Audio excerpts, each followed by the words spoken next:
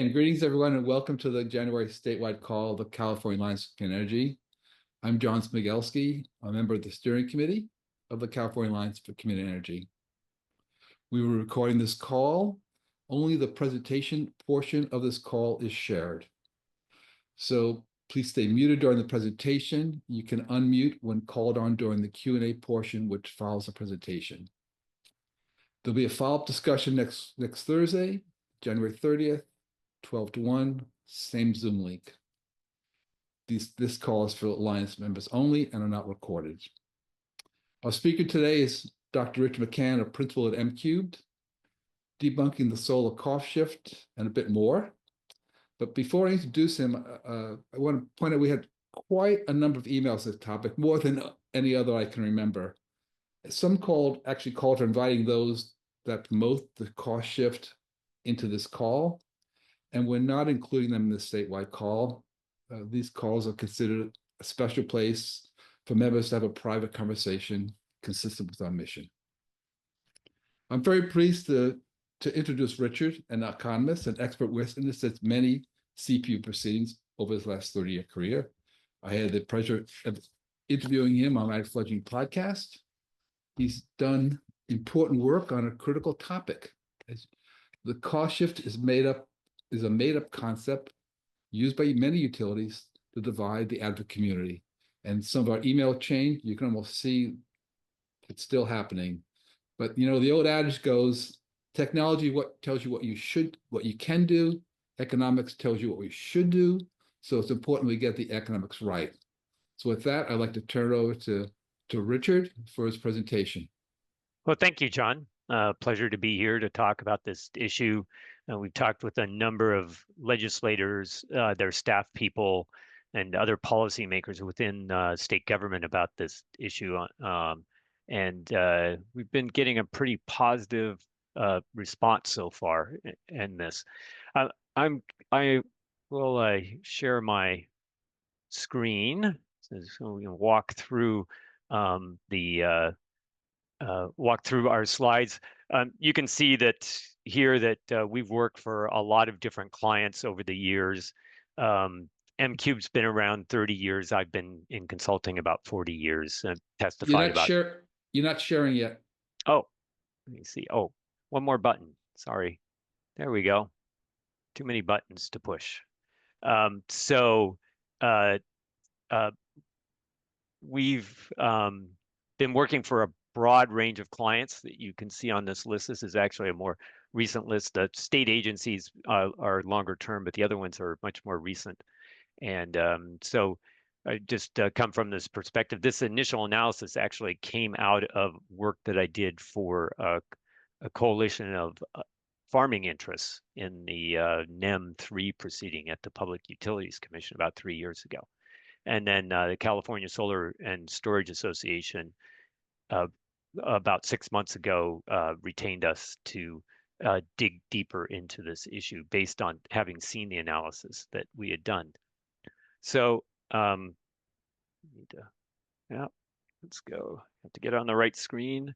So what I'm going to do is I'm just going to walk through today some of these the issues that we've explored. One thing is that solar rooftop customers have been blamed for the big increase in electricity rates, especially recently. But is that really what's happening? It turns out that these customers really aren't unique from other customers in a lot of their characteristics, and the attack on the rooftop solar industry has actually tanked the industry in terms of the number of installations that they're making, just as we really need to start accelerating this type of resource. So where are these utility rates increasing so rapidly? They've been actually escalating for decades. The wildfire costs are just a small part of the recent story. And one of the key things is that also utility profits are driven by increasing investment and also have been increasing. And you can read between the lines about the linkage between rates and spending and profits. What we actually really need is strong utility reforms to control utility costs going forward if we're going to get to a lot of the state's goals. let's just start with what exactly is a rate. A rate is created by taking the total costs and profits that the utility is requesting in their revenue requirement filings at the PUC and dividing it by total sales, and you get to a rate. So that's dollars per kilowatt hour. An important fact is that rates are basically recovering costs in the past. It's backwards looking. It's not a forward looking calculation. There is some forward looking costs used in terms of allocating costs among different ratepayer groups, but rates are not truly forward looking, no more than a year. There is a direct relationship between costs and sales. As you can see, the profits are costs and sales are profits are divided by sales to get to the rate. But if rates are staying flat or going down, then costs should follow going forward. That's really the way that utility spending and spending on any business really works. The utility spending in California is not audited on a regular basis, and much of that approval is on a black box basis. And rates are set by the Public Utilities Commission and by the Federal Energy Regulatory Commission. Whoops. So what's actually in the rates of various utilities? And so we just looked at what are the components. About 3/5 of the rate are transmission and distribution. That is the wires that get the power to your house and including the meter itself. Generation is only 1/3 of the average rate right now in California. It's been a shrinking share over the years. A lot of this discussion over the years has been about generation and has had a big focus on generation. So most people think that's really where the big bang is, but that's not really true. And one of the important things is this generation component does not include any of the credits or purported payments to rooftop solar customers. There's no line item in which there is a payment from one set of customers to NEM customers or to MBT customers. None of that actually happens. It's all done through credits and debits in the rates. So there's nothing, no line item and no increase in rates coming from using power that is generated by rooftop solar customers. Only about 10% of the rates are composed of policy programs or subsidies for low-income customers or energy efficiency or even the wildfire bond repayments. So they're a very small portion, and there's not really a lot to reduce in that area in order to get rate reductions. And then one final thing is to keep in mind is that energy efficiency and rooftop solar directly offset generation, transmission, and distribution costs. So they create savings. This has been the negawatt message that we've had for 4 decades or longer. The Energy Commission was created around this concept that savings result in savings, or savings in energy result in savings in dollars for utilities. So an important thing to, let me make sure I'm on the right slide here, is there's some important principles about physics and finances that we should get straight as we're plunging in deeper into this. First off, when you look at rooftop solar, about half of the generation on average of rooftop solar is used internally in real time. So the electrons that go from the panel go directly into the house. It's not using any of the utility grid, none of the services here. In fact, the California ISO doesn't even see that generation. That self-generation doesn't even show up in their dispatch. They just see it as a load reduction. And the solar energy that is exported actually doesn't really go out of your neighborhood. It first goes to the final line transformer, which serves an average of 6 residents in most of the utilities. So it's going out and then going right back into those neighboring houses. That exported power is not going up to the transmission system. It's not requiring any reserves or any other kind of support coming from the other utilities. It's just a straight flow of electricity. It basically works by pushing electricity out of the local circuit and back out into the electric grid where it's being used by other customers. And the last one is, which surprises a lot of people, is that these customers, their solar panels don't cover all of their usage. They actually pay an average of $80 to $160 a month in bills to the utilities beyond what they receive in NEM credits or any of the other aspects that are related to NEM service. So we're going to come back to the importance of this, but these customers are actually paying money to the utilities to cover a good portion of their costs.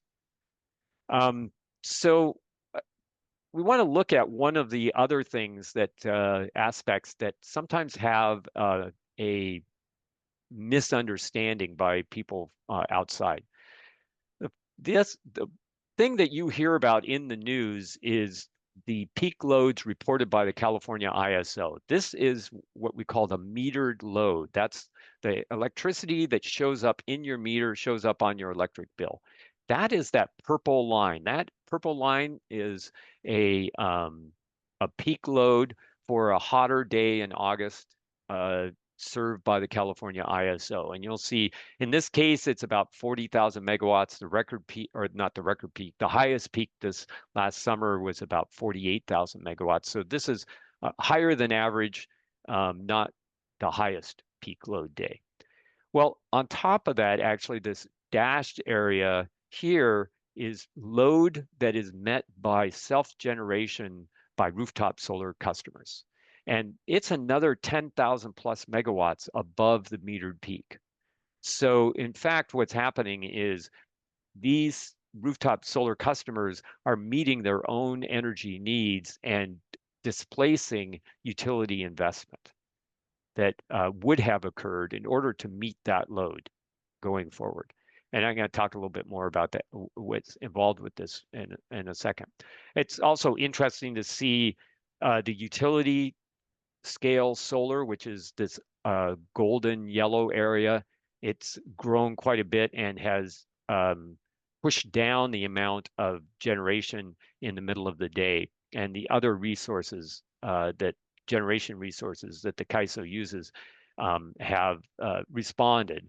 And now we have the net peak. That is the peak that is met by conventional generation resources, gas, hydro, nuclear, is now around 9 o'clock at night. The actual plug load peak, the one that is being met by all resources, including the off the books rooftop solar, is still at about 3 o'clock in the afternoon. And that was true in 2006 when we set the peak record. It's still the second highest peak load in 2006. And it's still true today.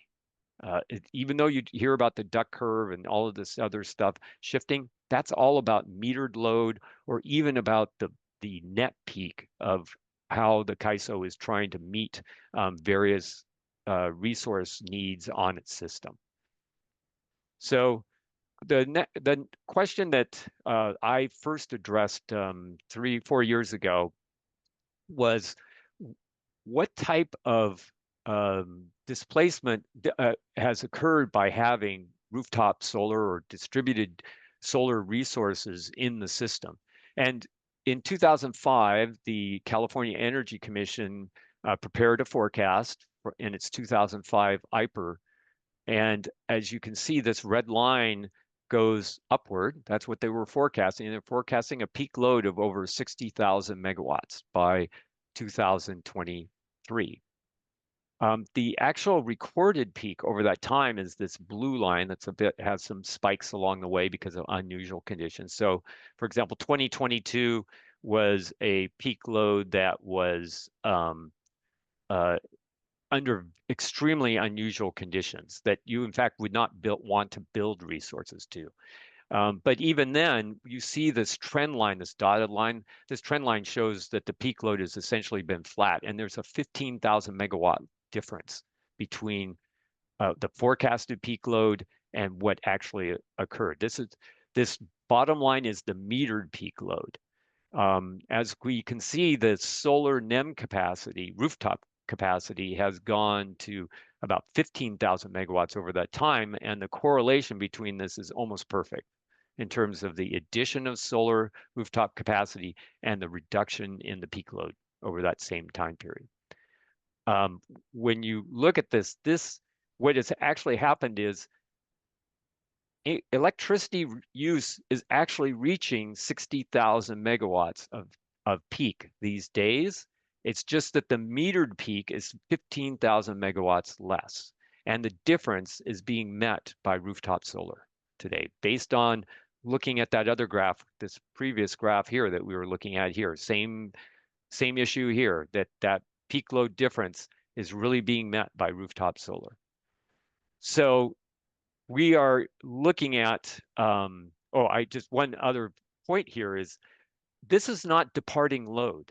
This difference, this is deferred growth, displaced growth. So the utilities did not or should not have been planning to meet this increased growth over this time period. This is a resource that they should have or did include in their planning going forward. So that's really another important concept, because these customers are not customers that left the system. And this is also important going forward, because we are going to have to add 60,000 terawatts of new electricity resources by 2030 in order to meet the electrification goals that we have, the transportation and building electrification. This doesn't even include the data centers. That's a whole nother story about what kind of additional generation we need. Looking at that, if you had a situation where rooftop solar could continue to grow at the rate it was growing prior to 2022, at a growth rate of about 25% per year, you can meet about 60% of this required new renewable resources in order to meet the electrification need. You still need grid scale renewables, and that's this blue area down here, but you need a whole lot less, which means a whole lot less of transmission and distribution investments on top of buying new generation resources. So we're going to go back and ask the question, well, why have rates been going up over this time? We have flat electricity metered demand over this time period. That should mean that if we have largely fixed costs, that the T&D costs are fixed, as the utilities claim, the rates should also have been flat over this time. But in fact, what we see is that the transmission and distribution rates have been growing rather steadily over this segment from 2002 out to 2024. There has been a slight uptick due to the wildfire in 2020, but the fact is that this trend was already in place prior to 2020. And that's really tells us a lot about where we should really be looking for why rates are increasing over this time period. So we can dig a little deeper into the three utilities and the source of their rate increases. And we'll just start with PG&E because that's the most salient case of late. We may switch this to Edison in 12 months after they start dealing with their wildfire costs. But essentially, when we look at this, PG&E in 2013 had a revenue requirement of about $6 billion for transmission and distribution for grid costs. And their revenue requirement has increased to $15 billion over that same time period. If you look at their rates, the rates have gone from just under 9 cents to about 24 cents per kilowatt hour. It's almost exactly the same percentage increase over that same time period. In other words, these rates are moving in tandem with spending. It's spending that is driving the utility rate increase, not customers escaping. If customers were departing and that was causing the rate increase, there would be a divergence between the rate and the spending. Remember the equation at the start, which was total cost divided by total kilowatt hours.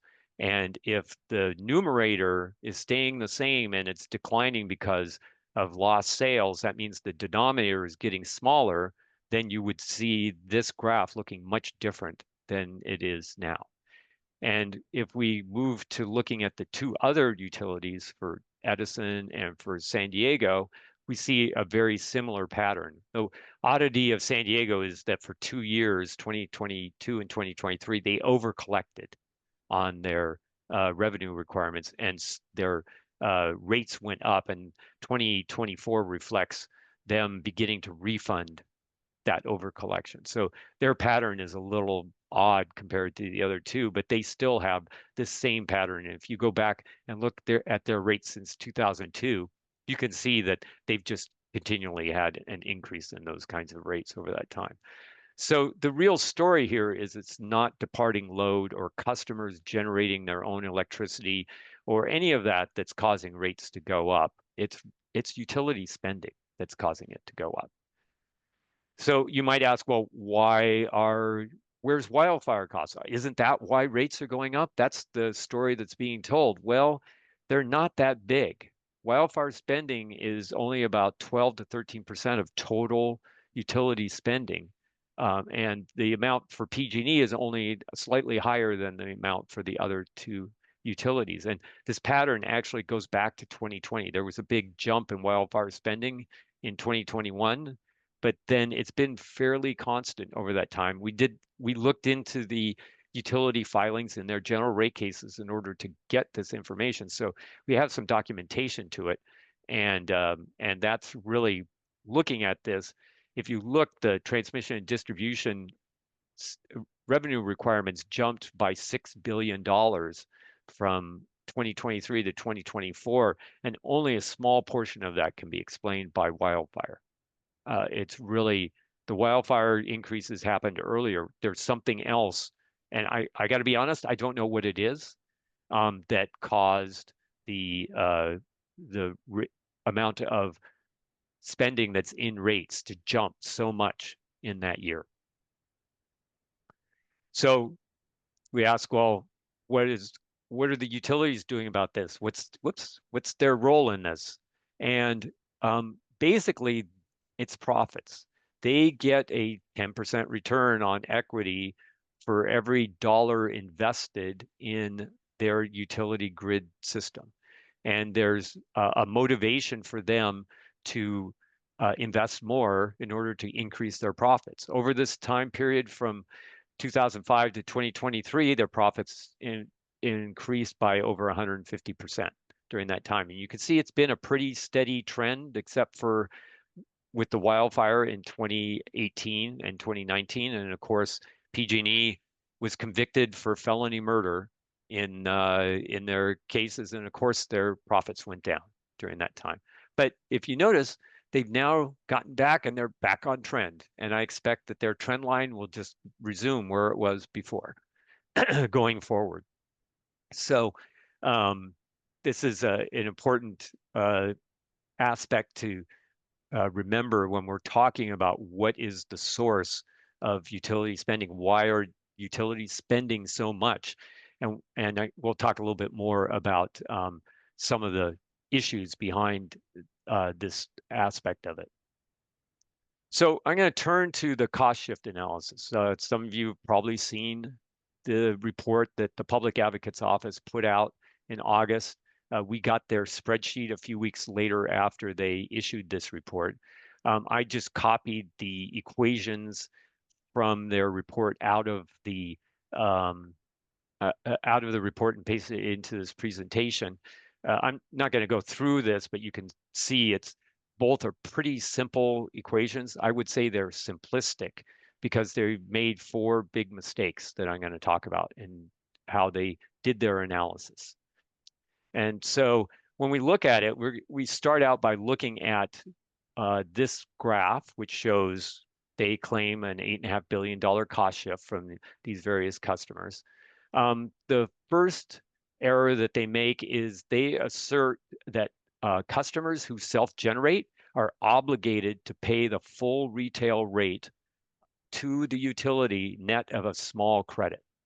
And so this self-generation privilege, or not right, I say a right to self-generation, is actually protected by common law, constitutional law, and even by common practice by the PUC itself.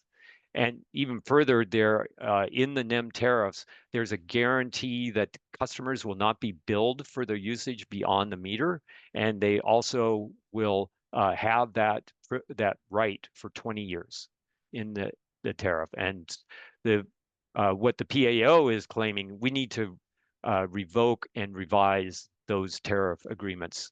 And what they want to do is get at this self-generation portion of the generation that's being used by these customers. When you take self-generation out, that reduces this cost shift by half, because these 50% of residential customers, or 50% of the load of residential customers, and 70% of the load of commercial customers is used for self-generation. Then there's what I call basically math errors in the rates and solar output. So for example, they assume that the average output of the rooftop solar is 20%. It's called the capacity factor. So they use this factor of 20% in order to calculate the amount of energy that is output by these customers. Well, the number that is used by everybody else for California is about 17%. Well, you go, well, it's only 3%. Well, it turns out it's $1 billion. That error is worth $1 billion. They also ignore the fact that 15% of customers are care customers who own rooftop solar. And that adds another $700 million in the error. And then they also do not properly calculate the effective TOU rates on the NEM credits, the import and export credits, and that adds another $700 million of error. So we're up to $2.5 billion of what is just fundamental mathematical mistakes in their calculations. And we're now down to roughly $2 billion in this calculation. And then we're now getting into the real issues here. They use a forward-looking tool, the avoided cost calculator, that's intended for planning purposes only. And they turn it around and try to use it to calculate the historic savings that have been created to date that show up in rates. And you can't do that. You can't use a forward-looking tool in order to estimate what the historic savings have been. You have to go back into the filings. So I was the person managing the cost of generation model for the Energy Commission for about a dozen years. And I've also testified in a number of the utility proceedings over the last 30 years. So I had all of these historic costs in my records, and I went back and recalculated what the amount of actual savings were for created by these customers. And it's about another additional $2 billion above what the PAO calculated. So doing all of that got us down to zero, even below zero in terms of the cost shift. And then they even by ignoring the care customers in their calculation, they also ignored the fact that those care customers who self-generate actually no longer receive a subsidy from other customers in the system. And that saves other customers another $160 million a year. And finally, turning back to what I talked about earlier was about how these customers pay $80 to $160 a month on average in terms of bills. Well, if you use the PAO's calculation of what the variable cost of service is, which means the remainder is fixed costs, the fixed cost contribution is about $70 a month from these customers. Now, PG&E asserts that their fixed costs are about $50 a month per customer. So these customers are actually contributing more, about 40% more in fixed cost revenue to PG&E than what the average is, or what the average customer is contributing. And so that adds another $1.2 billion. And now we're up to, these customers are actually contributing $1.5 billion to the utility revenue requirements. They're reducing utility revenue requirements for everyone else by $1.5 billion. So that's kind of the conclusion of doing that analysis. So then we can look a little bit deeper. I would just want to take a little bit to talk about how the PUC, the PAO, has misused the avoided cost calculator. So they said, oh, we're going to look at historic savings. They used a number for transmission and distribution that was for 2024, which you can see they say is zero because they only looked at the instantaneous savings for T&D. It's like saying that 15,000 megawatts of rooftop solar was built this year, and we're going to ignore everything that happened in the past. Well, in fact, if you looked at it over time, well, even though this tool is looking forward, say you shifted this back and 2025 becomes 2015, for example, you can see by the time we get out to 2035, which would be today, we're over 8 cents a kilowatt hour in terms of additional savings, and you get out to even a higher average number. What you should be doing, at least this is doing any of this kind of analysis, you should be looking at the net present value. That is the total economic costs and benefits over a long period of time on a discounted basis, and the savings that are created from those transactions over that time. And that's not what they're doing. They're really being disingenuous in how they're using the avoided cost calculator. So the next few slides are just directly from CALSA. They talk a little bit about the characteristics of the market as it stands today. And the first one is just to break the myth that rooftop solar is about wealthy coastal customers who own this. That's not actually what's happening. 60% of the solar users earn less than $150,000 per household. And the average income is only about 8% higher than the average homeowner's average income. So they are pretty much average in California. And 60% of them are minority. So it's not that we're looking at a dominance by who we might think of as being the typical rooftop solar customer.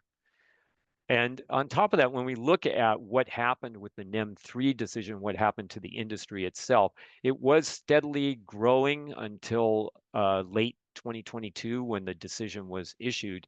And then there was a rush for everybody to get in before April, get their order in. And then the market plummeted in May. It just totally collapsed.